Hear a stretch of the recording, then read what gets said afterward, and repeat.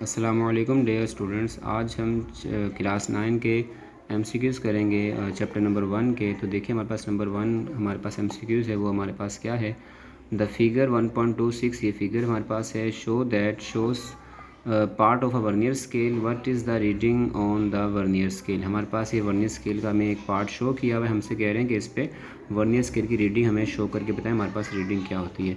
हम जानते हैं हमारे पास वर्नियर स्केल में हमारे पास दो तरह के स्केल होते हैं। एक हमारे पास होता है मेन स्केल, जो ऊपर वाला स्केल है उसे मेन स्केल कहते हैं, और नीचे वाले स्केल को हम वर्नियर स्केल कहते हैं। ठीक है, अब हमने इसमें रीडिंग कैसे चेक करनी है, इसमें हम रीडिंग चेक करेंगे ऐसे कि हमारे पास जो मेन स्केल की रीडिंग है वो वर्नियर स्केल के 0 से पहले की जो रीडिंग होगी वो मेन स्केल की रीडिंग नोट कर लेंगे।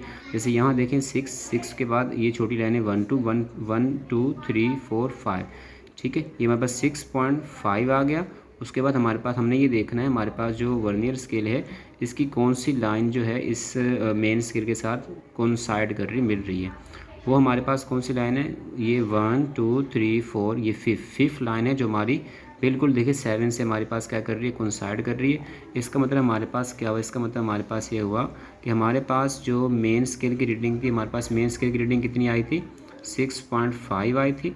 ठीक है, और हमने क्या किया है, हमारे पास ये रीडिंग कितनी आई है, हमारे पास ये जो रीडिंग आई है ये 1 2 3 4 5, ये 5 है। ठीक है, हमारे पास ये 5 रीडिंग है। अब हम क्या करेंगे, इस 5 को हम क्या करेंगे, मल्टीप्लाई करवाएंगे इसके लीस्ट काउंट से। हम 5 मल्टीप्लाई बाय हमारे पास जो वर्नियर कैलिपर का लीस्ट काउंट सेंटीमीटर में होता है वो होता है 0.01। हम उसको इससे मल्टीप्लाई करवाएंगे, हमारे पास आंसर आएगा 0.05। क्या आंसर आया, हमारे पास जो वर्नियर कैलिपर का जो लीस्ट काउंट है 0.01 cm होता है। ठीक है, हमने इसको इससे मल्टीप्लाई करवाया तो हमारे पास ये आंसर आया। अब हमने क्या करेंगे, इन दोनों रीडिंग को हम प्लस कर देंगे 0.05। इन दोनों को अगर हम प्लस करें हमारे पास आंसर क्या आएगा, 6.55। तो ये हमारे पास करेक्ट आंसर है। तो ये हमारे पास जो करेक्ट आंसर है वो हमारे पास ऑप्शन बी है। ये ऑप्शन ए पे टिक किया है, हमारे पास ऑप्शन बी राइट ऑप्शन है। ठीक है, उम्मीद करते हैं आपको समझ आ गया होगा। इसके बाद हमारे पास जो नेक्स्ट है, 10 identical steel balls each of mass 27 ग्राम। हमारे पास 10 आइडेंटिकल स्टील बॉल्स हैं, हर एक का मास 27 ग्राम है। Are immersed in a measuring cylinder. हमने उन्हें क्या किया, हमने मेजरिंग सिलेंडर में हमने उन्हें डबो दिया है। उसमें पानी है, पानी हमारे पास कितना है, 20 सेंटीमीटर क्यूब उसमें पानी फिल है। ठीक है, तो हमसे कह रहे हैं the reading of the water level raise. ठीक है, पहले क्या कहते हैं 27 ग्राम, हमने जब क्या कहते हैं पानी 20 सेंटीमीटर पानी था क्यूब, हमने उसमें 27 ग्राम जब मास हमने उसमें इन किया, उसमें इमर्ज किया, तो उसका जो पानी का लेवल था बढ़ के ऊपर हो गया, वो 50 सेंटीमीटर क्यूब हो गया, 20 से 50 हो गया। और हमसे कह रहे हैं what is the density of the steel ball. हमने स्टील बॉल की डेंसिटी मालूम करनी है। डेंसिटी का हमारे पास फॉर्मूला होता है मास पर यूनिट वॉल्यूम। हम यहाँ पर क्या करेंगे, हमारे पास जो पहले हमारे पास वॉल्यूम कितना 20 था, बाद में हमारे पास वॉल्यूम कितना हो गया 50 हो गया, तो 50 में से हम 20 माइनस करें, हमारे पास आंसर बचेगा 30 वॉल्यूम हो जाएगा हमारे पास। हम क्या करेंगे, मास 27 है, इसको 30 से डिवाइड करवाएंगे, हमारे पास आंसर आएगा वो राइट आंसर होगा। देखें 27 डिवाइडेड बाय 30, आंसर है 0.9। तो ये हमारे पास 0.90 जो आंसर है ये हमारे पास राइट आंसर है। इसके बाद हमारे पास नेक्स्ट नंबर 3 है, an object of mass 100 gram is emerge in water. अब हमने क्या किया, 100 ग्राम का ऑब्जेक्ट है उसे हमने पानी में डुबो दिया है, जैसा कि डायग्राम में हमें देखिए शो करके दिखाया हुआ है। ठीक है, figure 1.27, what is the density of the material from which object is made. कह रहे हैं इसकी भी डेंसिटी हमें बताएं। अब इसमें तो देखिए ऊपर वाले में हमें यहाँ वॉल्यूम गिवन था या रिटर्न फॉर्म में, यहाँ हमें वॉल्यूम निकालना होगा इस शेप से। अब हम शेप से वॉल्यूम कैसे निकालेंगे, हमें ये शेप में देखिए पहले पानी का लेवल था 50, ठीक है 50 सेंटीमीटर क्यूब था। उसके बाद पानी का जब हमने इसमें ये स्टोन डाला, ऑब्जेक्ट डाला इसमें, तो इसका लेवल देखिए 50 से इसका लेवल कहाँ चला गया, इसका लेवल 50 से 90 तक चला गया। इसका लेवल कहाँ चला गया, 50 से 90 तक चला गया है। तो अब इसका मतलब इसमें चेंज कितना आया है, इसमें 40 डिग्री सेंटीग्रेड का इसमें मतलब 40 सेंटीमीटर क्यूब का इसमें चेंज आ गया है। 90 से 50 से 90 तक में कितना है, 40 का गैप आ रहा है। अगर हम इसमें हम क्या करेंगे, 90 में से 50 माइनस करेंगे, हमारे पास आंसर बचेगा 40। तो ये हमारे पास वॉल्यूम होगा। हम इसमें क्या करेंगे, हम 40 हमारे पास वॉल्यूम है, तो हमारे पास मास कितना गिवन है 100।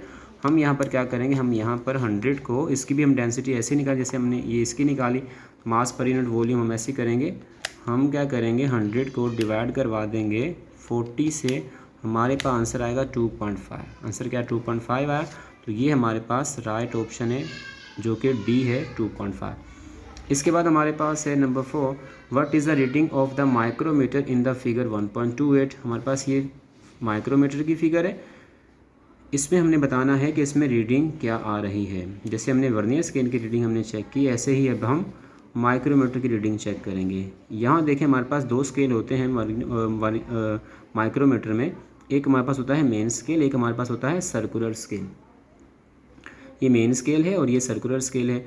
अब हमने क्या करना है, हमने ये देखना है कि सर्कुलर स्केल की कौन सी लाइन जो है मेन स्केल की लाइन के साथ कोइंसाइड कर रही है। हमने वो लाइन यहाँ पे चेक करनी है, ठीक है।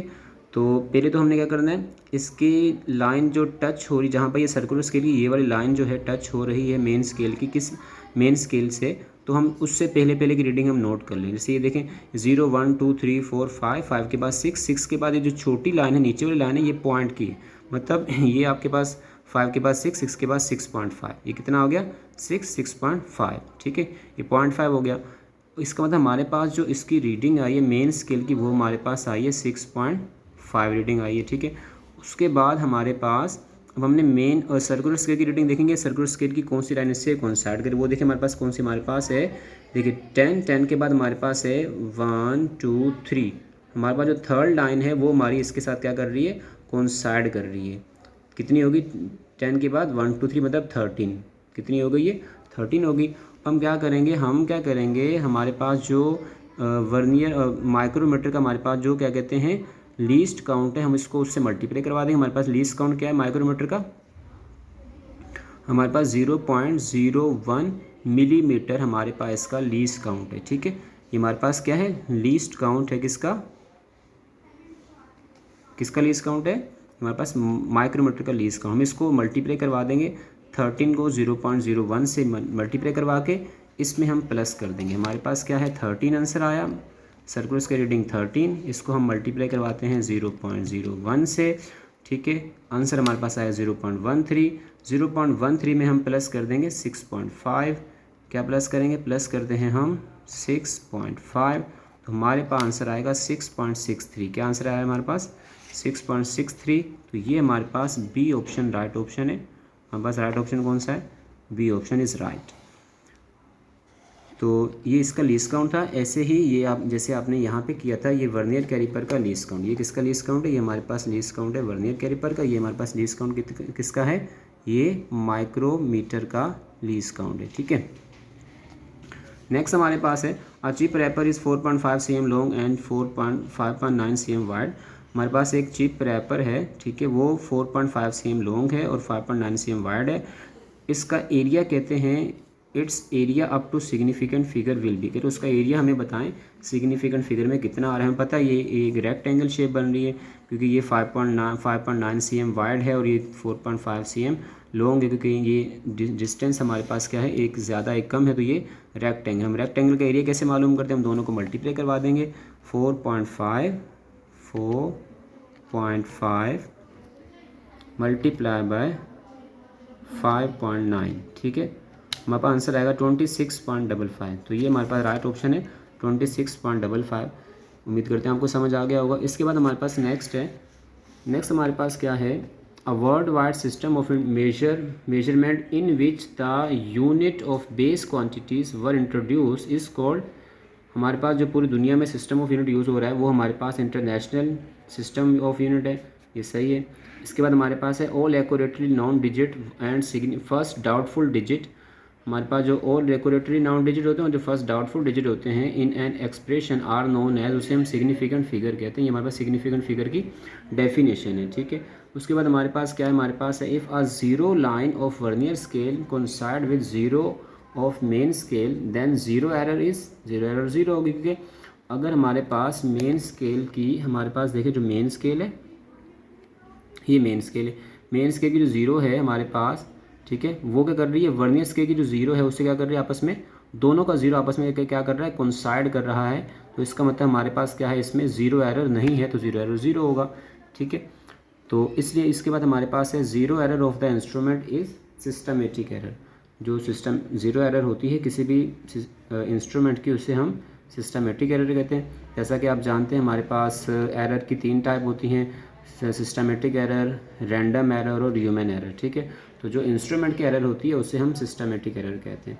इसके बाद हमारे पास लास्ट है length, mass, electric current, time, intensity of light and amount of substance are example of. ये सारे हमारे पास बेस क्वांटिटी हैं। बेस क्वांटिटी के हमारे पास क्या हैं, ये हमारे पास सारी की सारी बेस क्वांटिटीज़ हैं। तो देखें आपको गिवन है, हमने बेस क्वांटिटी 7 आपने याद की होंगी। ठीक है, ये वो सारी बेस क्वांटिटीज़ हैं। तो उम्मीद करते हैं आपको ये MCQ समझ आ गए होंगे। थैंक यू, अल्लाह हाफिज़।